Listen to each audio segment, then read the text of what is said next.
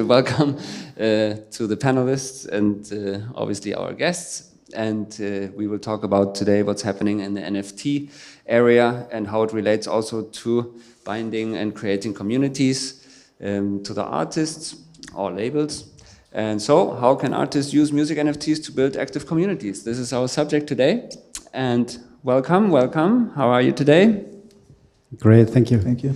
So, I will just quickly introduce you. This is Chris, 3x Bind. Triple bind. Triple bind, Yes. There we go. Triple bind. And Philip, 12 by 12. Yes, 12 by 12. And Dana Mina Day. There we go. Right. Hi. Hi, welcome. Hi, Alex. So would you like to start, maybe ladies first, to talk a little bit about what you are bringing us today? What's the news? What's the latest? Yeah, hello, I'm Mina, part of Mina Day. So actually we experienced NFTs for musicians very early. So it was actually in the beginning when NFTs came to the market or society starts to talk about. It all started, I think, with friends of mine who created a marketplace for NFTs. And they were asked us if we produce an NFT as Mina Day, as a duo. And actually that was my first experience, but ANS was building an NFT earlier than that for them too. I don't know, was it for them, for Portugal, that you built your first NFT, or was it for another company? Yeah, so I think, so we are a DJ duo, we're called Mina Day. We do like organic house music, releasing on Kindish Music or Get Physical. And we did an NFT together. And also I have a solo project, which is called DNS, which I'm doing for a long time now, since 2008. And I also had NFT releases. And I think we are sort of, like, we are not really specialists in all the technical aspects, but we made an experience with it, and this is what I think we can share today. Yeah, so I had an NFT release in 2021, and it was right before like the first very big hype, you know, when also in the media there was everyone going crazy about artworks selling for millions, etc. That crazy hype in the first media. wave. The first big wave, yeah. And yeah, so friends of us from Portugal, they created an NFT marketplace called Mintbase. And they brought me together with a guy from Canada who is called Vandal. And he did something which was called DAO Records. And he was specializing, or he was trying to help musicians get on board with NFTs and just make their first experience. Because as it was back then, it was like a crazy playground, whereas there were absolutely no rules or any frames, none of that. So I was just thinking, okay, what can I do? And maybe if we want to show real quick our NFTs and mine, I can show you what I did back then. Yeah, just one question before you show it. Why did you choose Mintbase? Did you look at other platforms as well? Well, actually, the NFT got released on OpenSea, because that's a marketplace that the guy from Canada was working with. Okay. But the benefits of Mintbase were obviously the blockchain, because they were not using Ethereum, but Near, which has like a different proof. So not proof of work, but proof of stake, which is way less energy consuming, etc., which was, I think, a big problem back then, that people were complaining about the energy costs. Mm-hmm. Yeah. And of course the fees. So they had very low fees, yeah. and that was actually the first reason was that fees was very low. And for the artists was cool opportunity. And the second one was that we want to just support our friends. They just built it up the market, and actually in the beginning we started to have frequently every week a call on Blockhouse, or what was the name? Clubhouse. Clubhouse. Yeah. On Clubhouse, but Is NFTs, that still a thing, Clubhouse? That started, yeah. Oh, yeah. That was how actually all the NFT story also for us started, when we had frequently every week we had some guests and we were talking about NFTs for musicians, for artists at all, and that was our first steps, I think, how we get into the business. Pretty much. That's also how we met 12x12. Because we were doing the weekly Clubhouse talk about NFTs, and it was like the German speaking NFT talk ever, because I think we were the only one. So, but yeah, in one episode I was looking for someone who has experience in legals. So I was thinking about, help me with his name, please. Yeah, Jan Denneke, genau. Exactly, Jan Denneke. He was an advocate for music rights for many years, so I thought he's just the right guy to ask him about it. And then when I did, he told me that actually he's working on something, which then became the 12x12 marketplace, where Philip is a part of it, and where also we as Mina Day later on released an NFT package. So when you choose a platform, do you take into account also user friendliness? Because I think for some people it's still a very far out there experience, or to buy an NFT or to get a wallet or whatever it takes to engage with NFTs. Did you take that into account also? Like how easy it is for users to actually get to your NFT? Yeah, I think definitely. It's something else if you know somebody who is already into it. And if I be honest, so most of the companies, they do also an onboarding. So they onboard the artists and explain which are the first steps to create an NFT, how it becomes on the market, how are the shares, what about the fee.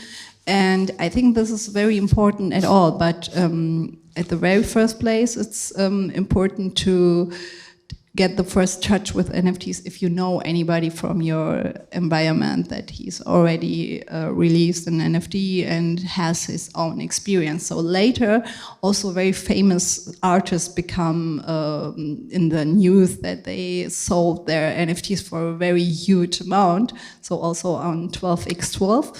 But I think this is very important for the artist if he is scared about the technical issues and the creation, the graphic design and everything. So if you know anybody, this would be the first step. But actually, if you ask the company at all, they always was helpful. Yeah, absolutely. There was a big point, the sort of accessibility. So when I did onboarding sessions for Mintbase, that was, I think, the biggest problem for many users, that they didn't quite understand the system behind it. So I have to open a crypto wallet, but then there's a marketplace and it gets stored somewhere else. Where does it get stored? What is this? That's a learning curve, yeah. Yeah, definitely a learning curve.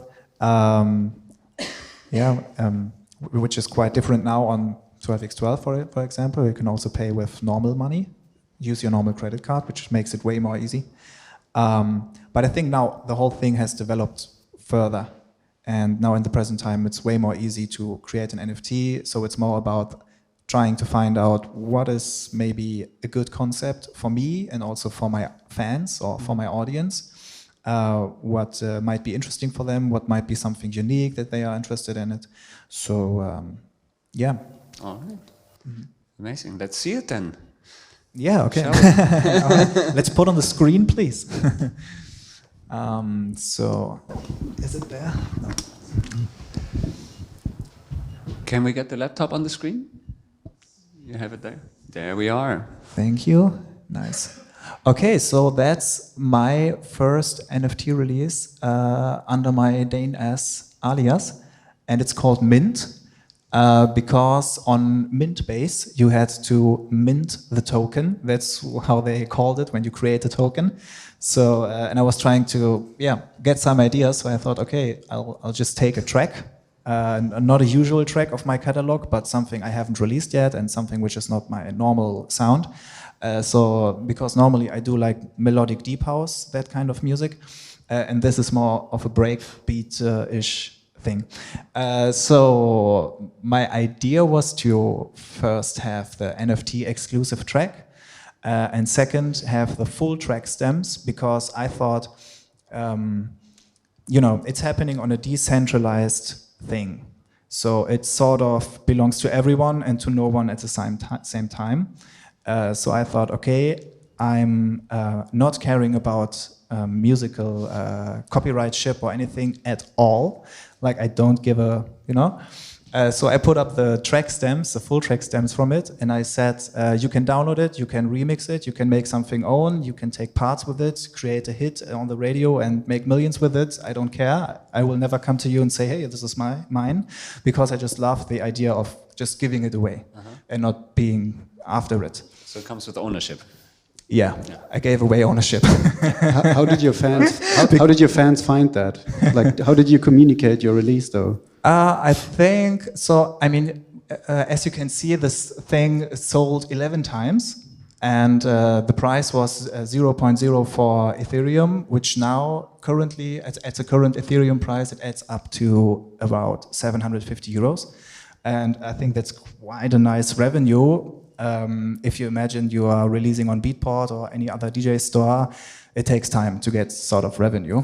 And I didn't really have a community also. Like, of course, I had my Instagram following, but I'm sure 99% of them didn't have a clue about NFTs.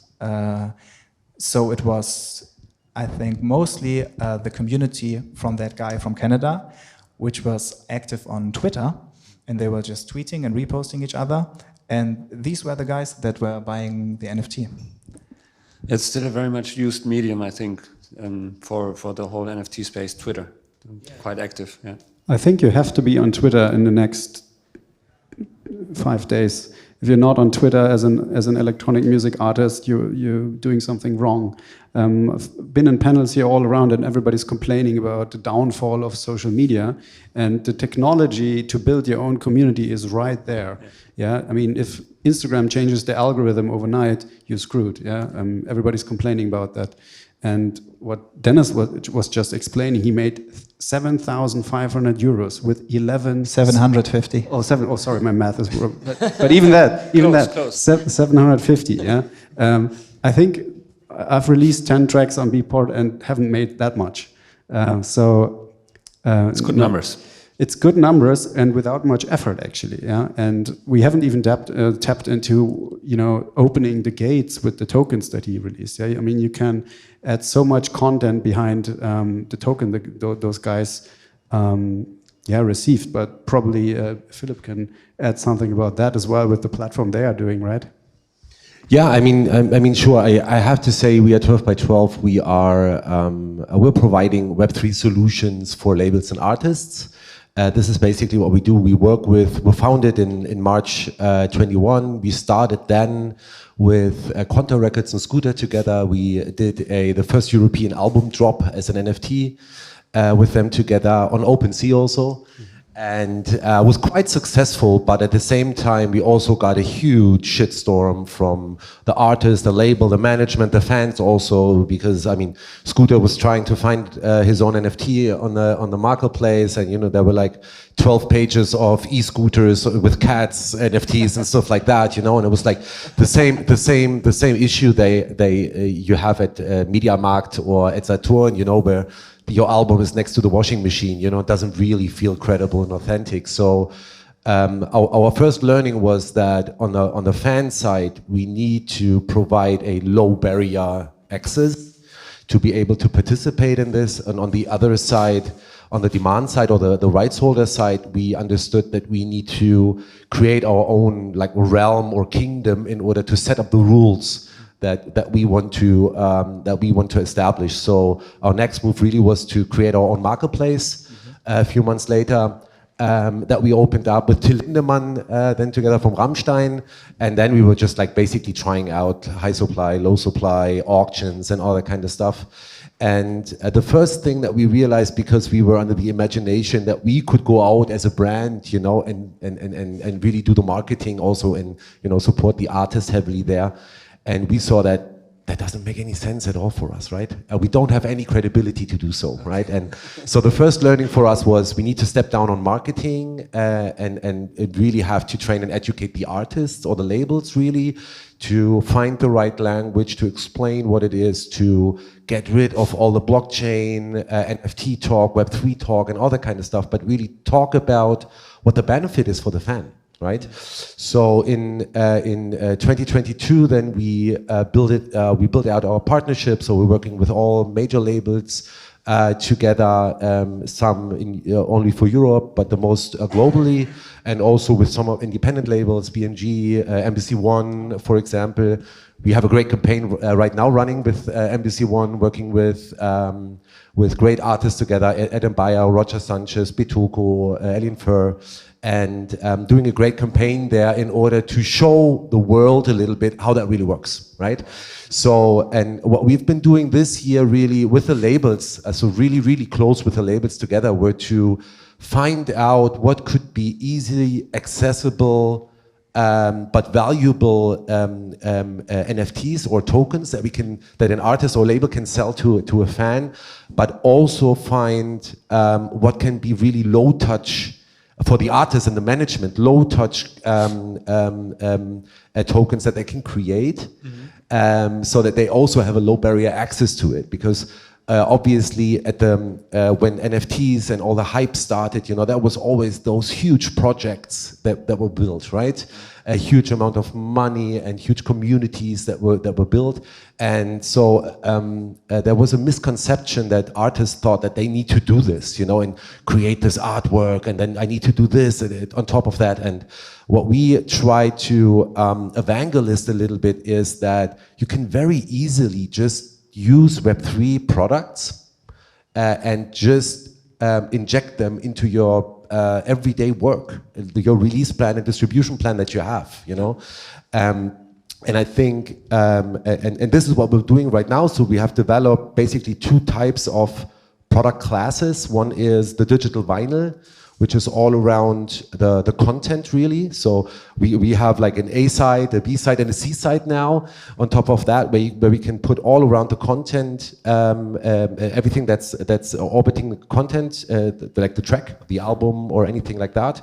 And on the other side, we have a product class that's called Fan X, which is all about fan experience and is more about the artist and the artist brand, so for fans getting closer to him, getting exclusive experiences, all that kind of stuff. And we can see right now that this is really getting traction. So we see labels really understanding how easy it is to inject, to use this, and really start working with this. And this shows us this, that there's a future for that, really, right? So, sorry. So when you talk about... Maybe if I can add one thing. Go ahead, because I think from the social media legacy platforms that we have right now, we always were so structured in thinking about followers that we don't really look at the fan community that I have as an artist, and I really need to understand the pyramid of fandom. That's super important for me. So I have my casual audience, my active audience, my engaged audience, and my super fans, right? And they go like a pyramid to the top. And the super fan usually is like 0.5 to 2% of your community as an artist, but is responsible for 30 to 80% of your revenue that you make, right? So when you think about those exclusive contents and exclusive experiences that you want to provide, don't think about your 50,000 or 10,000 followers, but think about the 100 really, really close fans. And you need to start build this community from there out on, right? You need to go in really narrow. If it's only 10 people or 20 people, this is a good start as well, right?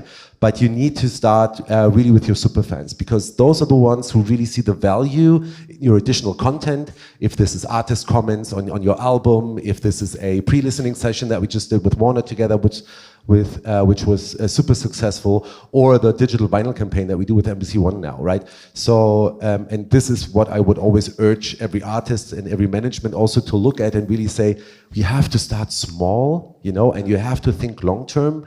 But if you do this, you will be able to to explore new revenue streams that you're not able to work on right now. You are able to identify your superfan and engaged fan community, which obviously, if you've done the job, you're able to monetize on those also as well. And you are, I think, with streaming, revenues got very long dragged, right? So we know from physical sales back in the days, you would make like 80% of your revenue in the first like 10 to 20 to 30 weeks maybe. Now you do this in the first 10 to 20, 30 years. And I think there's a beautiful opportunity here to recreate those front-loaded revenues for artists in order to solve this issue of liquidity for a lot of artists and labels, right? It's not only about liquidity, but I tell you a story that happened right here at Ritterbutzke. So I was playing a couple of weeks back here, and I played until the end, until 9:30 in the morning. And it was like 20 guys dancing. And then they told me to stop, right? Because they had to clean the floors and everything. And they were so happy, and I couldn't give them anything because I didn't have a merchandise stand with me or whatsoever. And it came to my mind, damn, I need to give them a digital something, right? So I'm actually at the moment building, I call it a loyalty program for artists, right? So that because they powered through, right? There was two guys, they came to me and said, look, we actually wanted to leave 4 hours ago, but you were so good, we stayed. You want to reward their performance. I want to reward that. I mean, they gave me so much energy, right? And I think pop stars and rock stars are so much better at this. They have a band shirt with them. They give it to the most loyal fans. But I think, especially in these environments, you're in a very small booth. It's a dark bunker. There's 200 people only there. So I think tokens and so digital rewards make so much sense. And I can give them away for free. And if they interact with my system that I'm building, I can send them more stuff. I can invite them to my next gig. I can send them music tracks before they're released, right? So that's what Philip mentioned. You start building your community, and you don't need 100,000 fans. You need 1,000 fans that invest like 100 euros per year into you to make a living from music. And that's, I think, what a lot of artists can learn from that growing community. And I think there's so much structure being built at the moment with everything that comes with Web3, which is great. I was waiting for that forever, and now it's there. It's cool. I think also what's important to understand is when you look at it's called the spending wallet. So what do people usually spend money for? Every month, right? And when you look back in the days before streaming, the amount that fans would spend for music and for their favorite artists was I think like 40-50% higher than it is right now, because streaming is so you have this this availability of music everywhere at all the time for free, right? So and so when you look at a lot of market research, especially from Nielsen in the US, fans are asked why they buy merch. Yeah, and the answer is this is the only way that I see as a fan to be able to directly support my artist, right? And so they go to the concerts, they go to the merch stand, and just like, okay, I don't really care what t-shirt I'm going to buy, but I buy this now for 10 years, for 10 years, for 30 euros, because I know, contrary to the money that I spend on subscriptions on streaming platforms, I know this money goes directly to the fan, right? And understanding this, that this is a need there, that there are already fans who want to spend more money, and want to find ways to directly support their artists, which obviously we have to find, or we found a digital solution for, because, and I think this is something that we don't talk enough about. Blockchain and this technology and this revolution now allows for digital content to create originality, scarcity, and real ownership. This ownership is really with you and your fan as an individual, and is independent from any platform out there, right? So you really take it with you, and you can sell it later on, right? So it's not that I'm spending money in order to get access to a platform where I can consume content, and if I stop paying, I stop getting access, right? I bought this digital vinyl album once, and I own it. And if I decide in 10 years I want to resell it, I can resell it. And this is a very different way of consuming music. We really believe that once this gets more mainstream and more low barrier accessibility for the fans and more traction, obviously, of artists and labels integrating those solutions, we will see that this is something that will change. Change the way. It is already changing.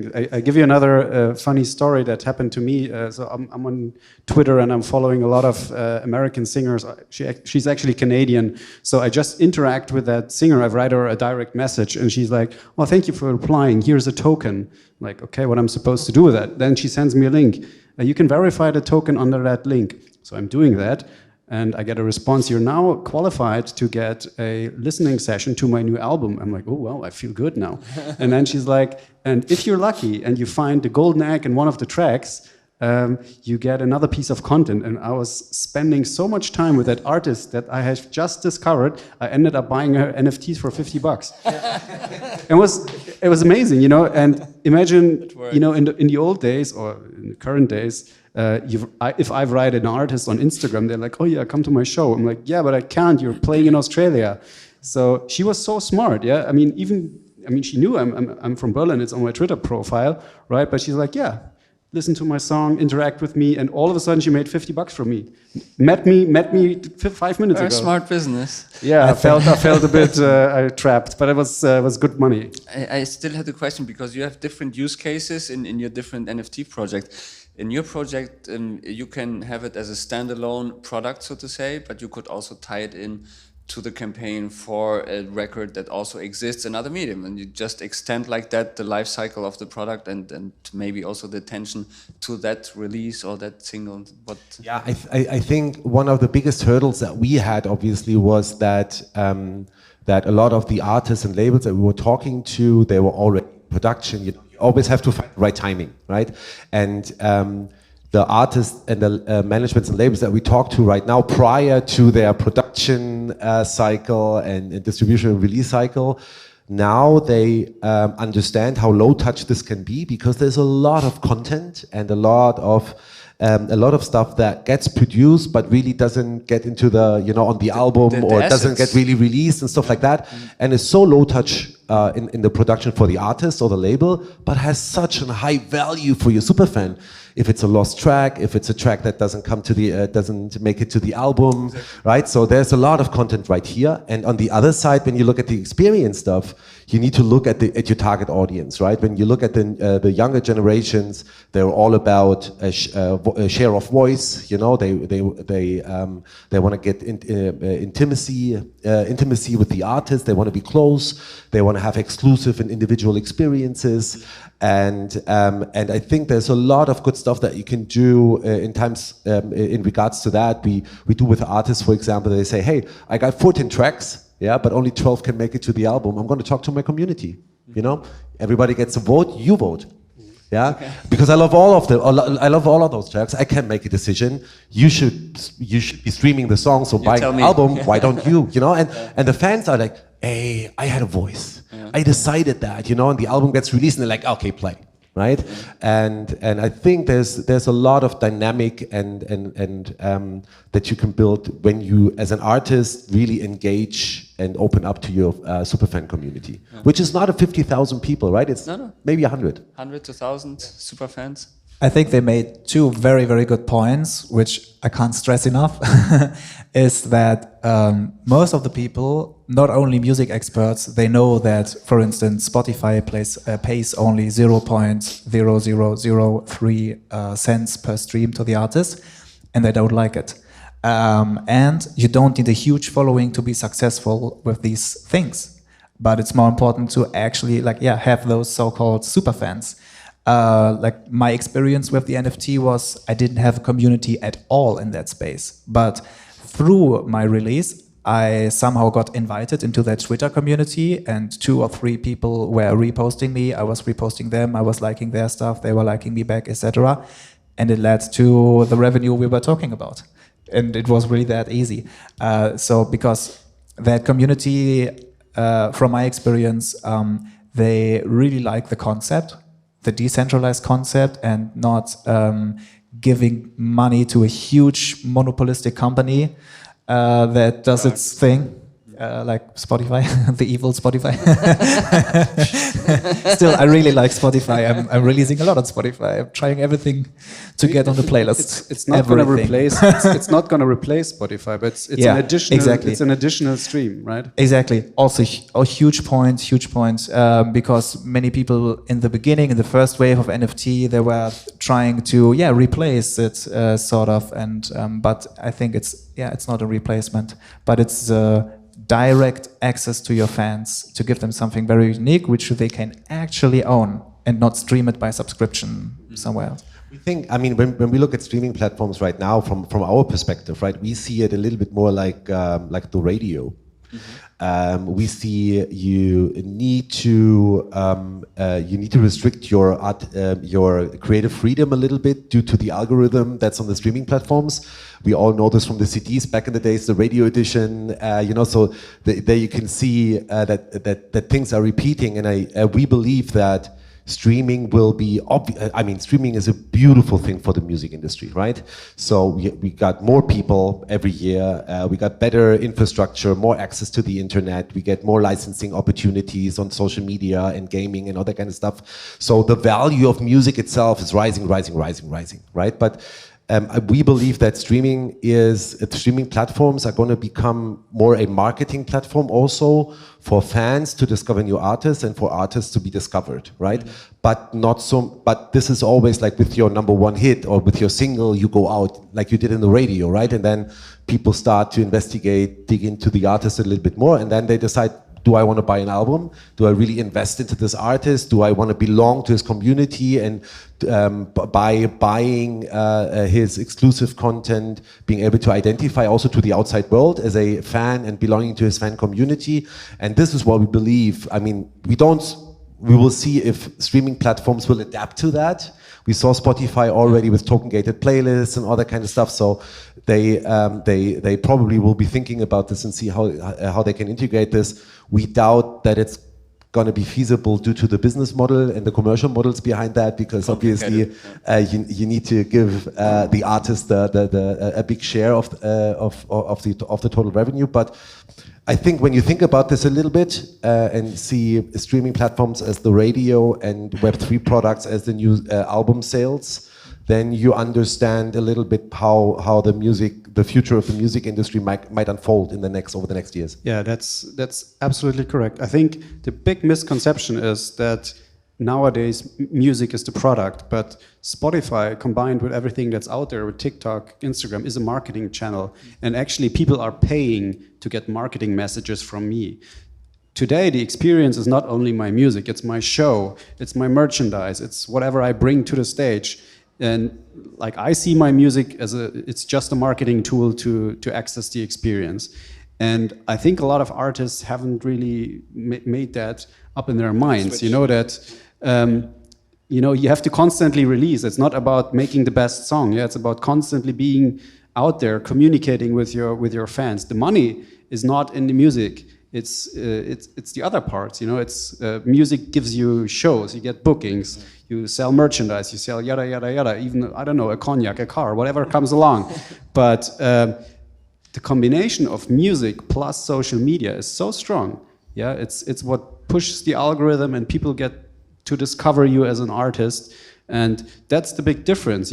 Back in the days, you needed a label. Otherwise, you had no chance to be played in the radio or to get into a record store. Now, as an artist, you can do the marketing yourself, but don't expect people to pay you money for being exposed to your advertising, right? The product is something else. It's me playing a show or selling you merchandise, and I think this mindset shift is not really here yet.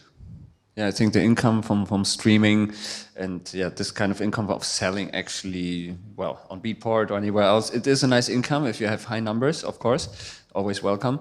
But it's mainly marketing, as you said it, I would say. Now you have to come up with new ways of adding to your income streams. So this is one of them. I think it's 120,000 songs per day get uploaded per day. That's like the advertising messages I get. I don't know, throughout a year or whatsoever. So Half of those are AI probably. Probably, but releasing music it's actually your promotion. Yeah, streaming is your promotion tool. It's not your product. The product, you have to be smart. You have to be more creative about what are you actually as an artist. You know, am I a DJ? Am I a visual artist? Am I don't know, what kind of brand am I? And there's so many tools out there to explore and get connected to your community now. It's far over the time of just streaming. Can you tell us more about your project? Because you came up with a kind of loyalty program approach, because this is a little bit different than selling NFTs. It's in stealth mode, so I can't tell too much about it. Otherwise, Philip is stealing my idea. But it's basically rooted around this use case that I mentioned. You know, how can I reward fans that are so energetic or loyal and that gave me so much energy? Yeah, so it's basically it's a bonus program. Yeah, okay, you danced with me, here's a star or a token. Or you came to the next show, here's another star. So you level up, right? And the more you show up, the more you invest in me as an artist, the more access you get. You get backstage passes, you get free drink tickets, what so on, right? And this is what I'm building, and I think it needs to be connected to the venues as well. You know, at the moment, what we have at least in Berlin, you know, guest lists are managed through Book Me Tender, for example, and this is all I can give to my community. I can say, oh, I have 10 guest list spots, right? But then I fill them up, and I don't know if those guys are showing up or not. You know, especially in Berlin, everybody wants a guest list, and they don't come. Yeah, then they don't come, right? But think about it as an urban sports for artists, right? So if someone checks in, let's say to Ritterbutzke here, right? They check in and I can prove that they were here. I want to reward them. Ideally on the ground, right? Hey, you get a free drink ticket just for showing up. Or the day after, hey, you showed up, here's an Instagram filter for you can use, right? So this is what I'm talking about, right? It's not just, about being here for me, as I need to give fans something back right away, and so that they feel like, okay, acknowledged. Yeah, acknowledged. I mean, they could have gone to his show or her show, but they stayed with me, right? And there's so many artists out there at the moment, so you have to be smart how to build that community. So that's what I have in mind, so that you reward actually interaction on the ground, in the net, wherever it is. And the more you actually invest in your fan, the more access you can. And I mean, there's great examples out there already. Yeah? Chainsmokers, for example, they give away 10% of the royalties of their last streaming album if you bought a token from them. Some fans made 1,000 euros from the Chainsmokers album, right? And the technology is here finally to do that. And I think even the tools are out there that you don't have to be a coder anymore. You know, there's protocols that are so easy to use. Everybody can create a token in a finger snap. It takes you like 5 minutes. Yeah, I think it will take some time for the user end to adopt it. You know, at the moment, nobody has a wallet on their phone, but to be honest, how long did it take that everybody had a credit card installed in their phone? 20 years, and now everybody's paying with Apple Pay. So I think in maybe 5 or 10 years' time, everybody will have tokens in their wallets and interact with every venue, with every artist through the tokens they collected. Give you an example, there's this company called NVAC Collective. They're doing generative music videos. So they create videos for their artists with a 3D engine. And if I'm a fan and I have a token to that artist, I get created in that video. So I will be part of that video. Okay. Right? So they see my face or whatever. So this is so cool, right? So instead of just watching the video of my star, I will be in the video. And this is so cool what technology brings us nowadays, and we have to embrace it, really. Sort of like the rewards on a Twitch stream, no? But I feel like the gaming scene is really upfront with all that stuff. Also, like the donations, direct support of the gamer you like. It's where it's coming from. You know, I don't know, if you play a PlayStation game and you made it perfectly, you get a score, you get a ranking, and that is what is your currency at the moment. But then I think the music business is like a huge old establishment, and it's very slow, and it's a lot of money in there. So it's hard to sort of make a big switch, and I don't think that's even necessary. But it's with the NFTs, we have a great new way to step into direct contact with our fans.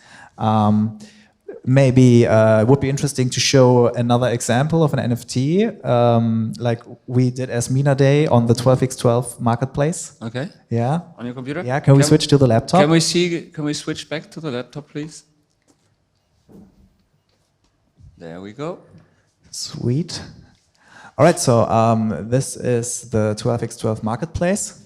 And I have just filtered here through the artist to an event which was called the 12x12 NFT Festival, in which we participated, also many other DJs from Berlin and some very popular names like Anja Schneider as well. So this here is our release from Mina Day, and it was actually 2 releases. So idea number 1 was an exclusive track, just exclusively available as NFT. Pretty simple, actually, pretty straightforward. So I will dive into the second one. It's called Circadian Rhythm.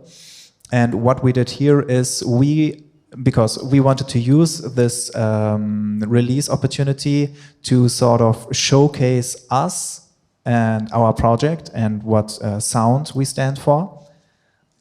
So we had that one track, and then we had here a sample pack. And we haven't bought it here, so you can't see the content, so I have to show it here. So this is like the sample pack. So when you buy the NFT, you get a download for this sample pack with drum sounds, organic sounds, synth sounds. And then there is a 2-minute long animation, and it displays day to night phase in a perfect loop, sort of. And the background sounds for that we did with sounds from the sample pack. So this is what it looks like. Do we have sound? Nice.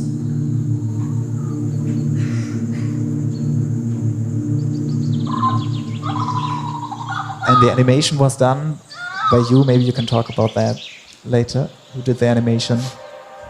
I have to be honest, I don't remember exactly right now. Okay, perfect. But usually this is something that we do with a part of our overall company structure. We have a creative agency also with a lot of talented creators, obviously, who help us to also with the artists together, to find the right concept and the right visual art in order to support the music and the NFT sale then. Yeah, and actually that was a very new experience for us as artists to produce music, to work together with the graphic designer, with the technical people, with everyone from 12x12 and talk it over how we can rebuild this NFT and explain our music and our intention behind the NFT. So I think this is something when you buy it, you can also put it on your screen right now and just show it the whole day. It's something in between of music and art all together. So I think what people these days wants to buy, also fans, is just an experience. It's not how you told already. It's not the music at all. It's just to feel connected to the artist and be unique somehow. And of course, to get a very good experience, like when we go partying to Redefining or any other clubs, we want to have a good night. We want an experience. So I think these days, with NFTs, we can reach the fans and we can give you this unique experience with NFTs. I think this. By the way, I think that this is a perfect example. Actually, imagine you give this to a fan and you play a show here, and I mean, at the sauna they now have big screens as well. And imagine that in a not so far future, someone with their token logs into the screen and this video is shown instead of the animation that they had planned, right? So you can, everybody wants to wish a song at the DJ. It's really hard to do, but I don't care what visuals are behind me. Yeah? So imagine I can sneak in a visual that I brought in my wallet. So this is so cool, right? Right. Actually, in South America, it's very usual that they always in clubs, so even in the big clubs, they always play visuals, but here in Europe, we are not that far. We want it dark in Berlin. We don't want to be the light No upon the lights. magic. Yeah. True. But I mean, this is the whole ecosystem that the guys from Afterlife are building. You know, all these high polished animations they do, they get sold for so much money. I mean, imagine you can bring that kind of production to any local show. You know, I bought this NFT that they played in Mexico, and then I bring it to my local club here. This is so cool. The experience travels. This is basically the beauty about tokens. You can bring it from Mexico to Berlin to whatever, and I can even gift it to you. I don't want it anymore. Here you go, have it. I love it. Yeah. Yeah, I could imagine this NFT that you just showed on a frame, just running like a piece of art. Very beautiful. Great job. Thank you. Thank you. Thank you. Does anybody want to make some questions, maybe? Can we pass Do we have the a microphone for her? I can just.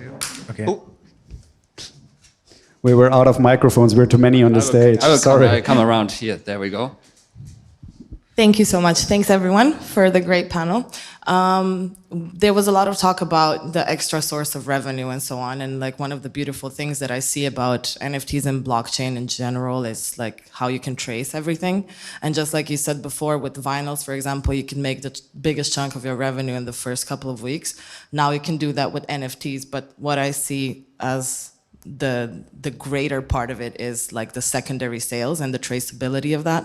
So I wanted to ask you, maybe Philip, does your platform facilitate that?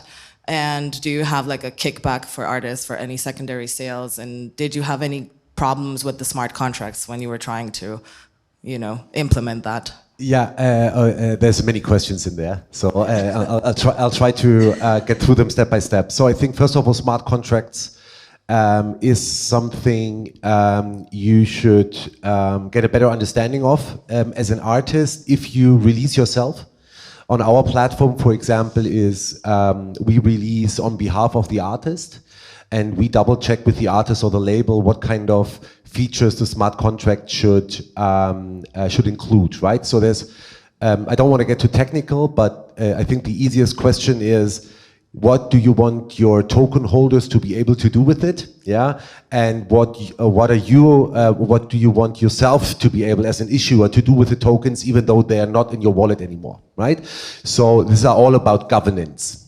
So there's a lot of stuff that you need to consider, but obviously one of the main topics is also how do I manage secondary sales? Right, and I think today, and I love that you bring it up, when we look at the vinyl market, the secondary vinyl market, it's still billions of dollars every year, right, that no artist is participating in at the moment. And obviously one of the biggest advantages is for artists to be able to participate in this, right? We do have a lot of experience with secondary sales. We also have a secondary market, but I have to be honest, we have it closed right now. Due to the fact that there is a new regulation directive coming in place, MiCA, and with the big partners that we're working with the big labels, obviously we have to make sure that we, in terms of all legal and regulation issues, we want to be perfectly prepared for that.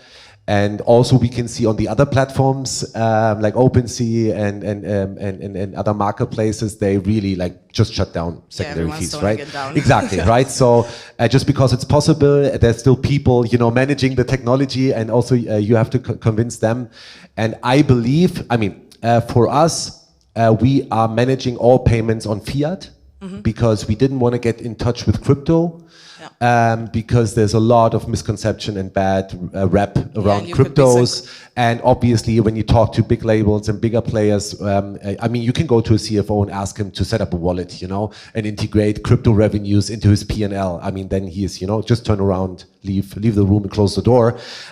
So we take this over. And so as you can imagine, payouts and secondary fees in a fiat payment system is a little bit more exhaustive than obviously the right solution that it needs to be in the end on a crypto basis, right? So this is what we're preparing for.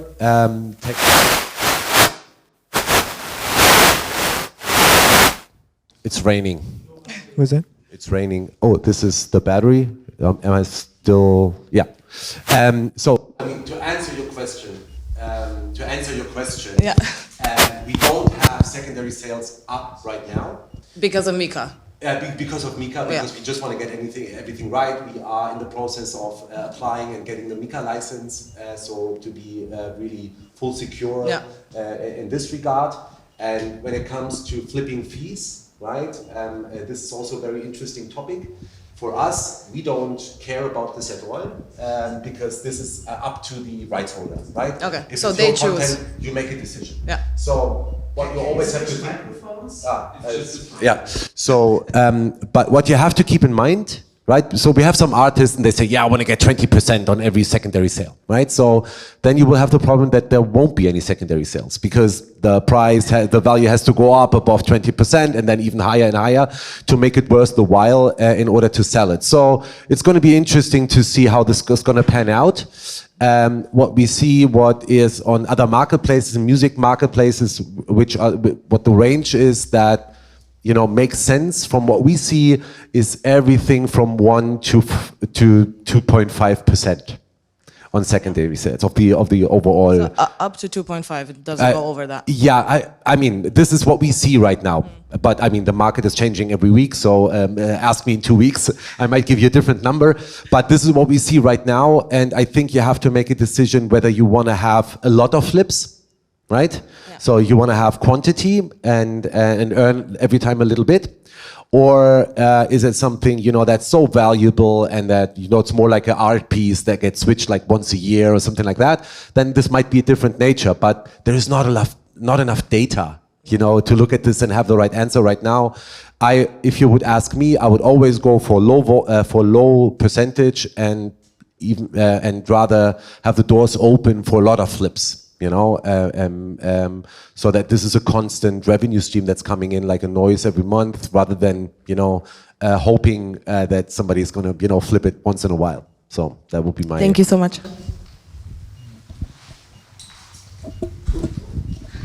I'm starting over here.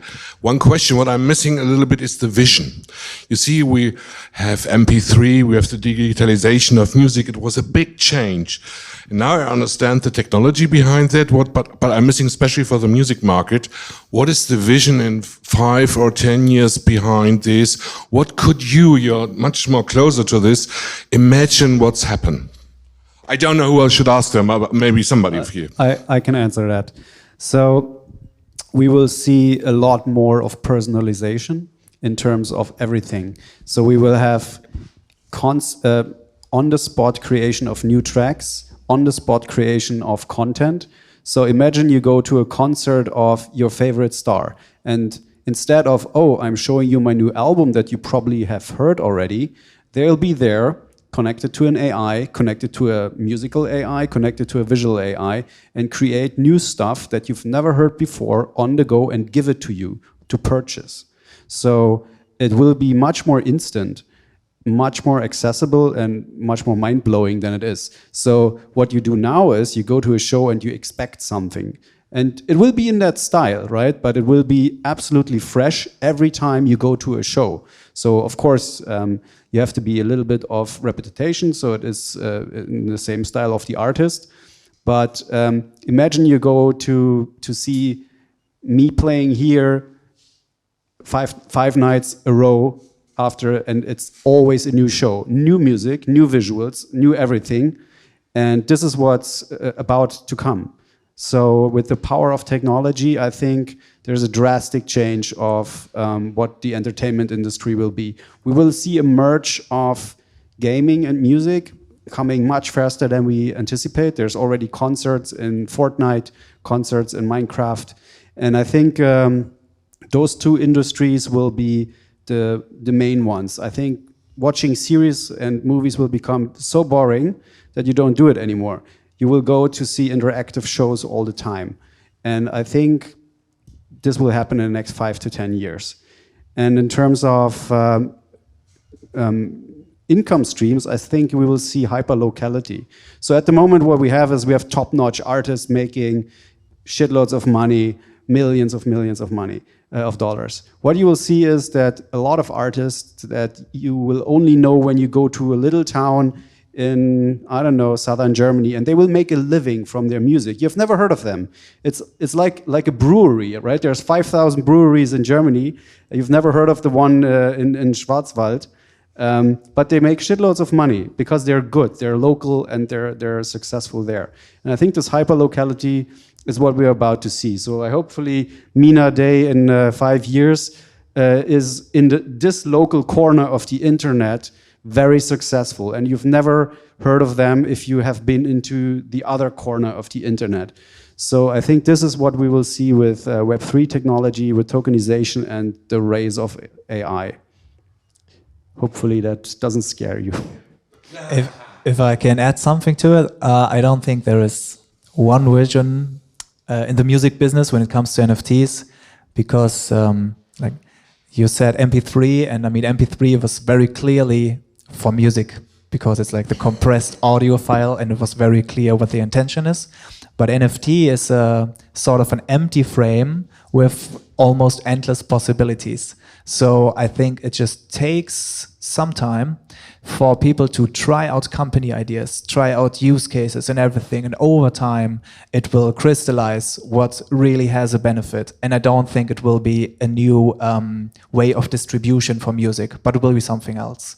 Also for legals, there's many possibilities. Labels, how they set up their contracts with the artists, or how they manage the royalty splits, etc. Also the companies like GEMA, how they are treating and saving those rights, etc. So yeah, many use cases, and it takes time, I think. Yeah, thank you guys. I wanted to quickly ask, from the beginning of the NFT space, Twitter was really dominant in creating community, but what is about Twitter and music industry, it's a little bit, especially electronic music, it's a little bit far from, this doesn't resonate really. And what is coming? What's the best space to push for gathering, I mean online, gathering this community pushed by NFT? You mean in terms of marketplace or social network? Social network. There's Lens protocol at the moment is going to become big, then Decent as well. So the big, don't want to go into too much technical detail, but what's happening, instead of everything being on a server of Twitter or Facebook, it's going to be everywhere, on your computer, on her computer, and his computer, but they're going to be connected through protocols, right? So at the moment, the networks I'm following is, like I said, Lens.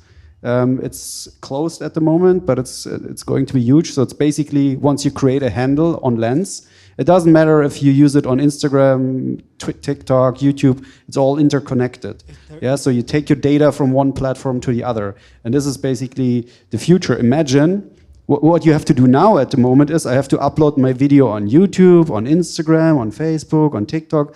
And with the advent of Web3, I just have to do it once and it gets pushed automatically with the same handle. So this is big. And in terms of platforms, of course, 12 by 12 is, but for electronic music, I would say sound.xyz is big. It's from Blau, the EDM DJ.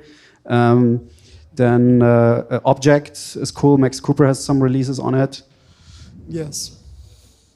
Thank you so much. I think we're reaching slowly the end of the talk. Just to summarize a little bit, as you can see, the NFT space is a very broad space and it's still in growth. As you can see, as very interesting use cases, and I think if we can summarize a little bit, it can be collectibles, it can be something very limited edition kind of, it can be access to something, access to experiences, yeah, you can add up, as you said, you can have NFTs that actually mutate to another one, and there's so much still to learn and to do, but I think we are very well positioned since we are creative people, so we should figure this out, and we will probably be the ones that give this experience to the fans, and there it also comes to knowing who you want to give it to, that it makes sense for them, that you find actually the match between what you're doing and the crowd you want to serve that to. If you get that match right, as in everything, then you have sales, then you have whatever you want to achieve. And I think you're doing a great job. Thank you for all those insights today. Thank you. You.